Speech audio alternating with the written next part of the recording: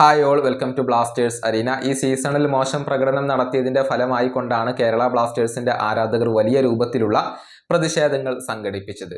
അത് ഫലം കണ്ടിട്ടുണ്ട്. അതുകൊണ്ടാണ് ഒരുപാട് ഇനീഷ്യേറ്റീവ് ആയിട്ടുള്ള കാര്യങ്ങൾ ക്ലബ്ബ് മാനേജ്മെന്റ് ഇപ്പോൾ നടപ്പിലാക്കിക്കൊണ്ടിരിക്കുന്നത്.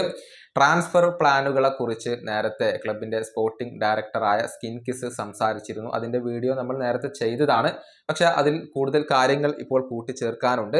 അതായത് ഒരു കംപ്ലീറ്റ് അഴിച്ചുപണി ഉണ്ടാവില്ല എന്നുള്ള കാര്യം സ്പോർട്ടിംഗ് ഡയറക്ടറായ സ്കിൻ കിസ് പറഞ്ഞിട്ടുണ്ട്. പക്ഷെ കാര്യമായ മാറ്റങ്ങൾ നടത്തും എന്ന ഉറപ്പും അദ്ദേഹം നൽകിയിട്ടുണ്ട്.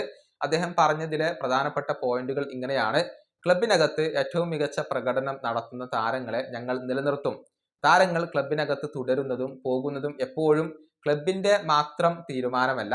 ചില താരങ്ങൾ വ്യക്തിപരമായ കാരണങ്ങൾ കൊണ്ട് ലക്ഷ്യങ്ങൾ വെച്ചുകൊണ്ട് ക്ലബ്ബ് വിടാറുണ്ട്. എപ്പോഴും താരങ്ങളെ നിലനിർത്താൻ ക്ലബിന് സാധിച്ചെന്ന് വരില്ല.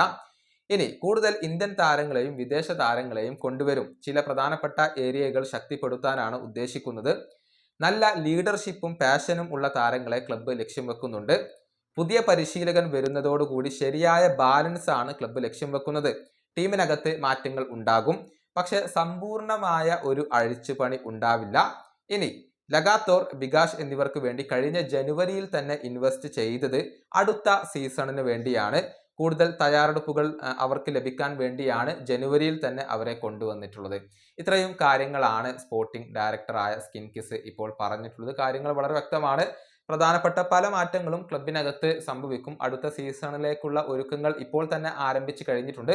പക്ഷെ കംപ്ലീറ്റ് അഴിച്ചുപണി ഉണ്ടാവില്ല എന്നത് സ്കിൻ കിസ് പറഞ്ഞിട്ടുണ്ട്. ഈ വീഡിയോയുടെ അവസാനിപ്പിക്കുന്നു. അടുത്തൊരു വീണ്ടും കാണാം.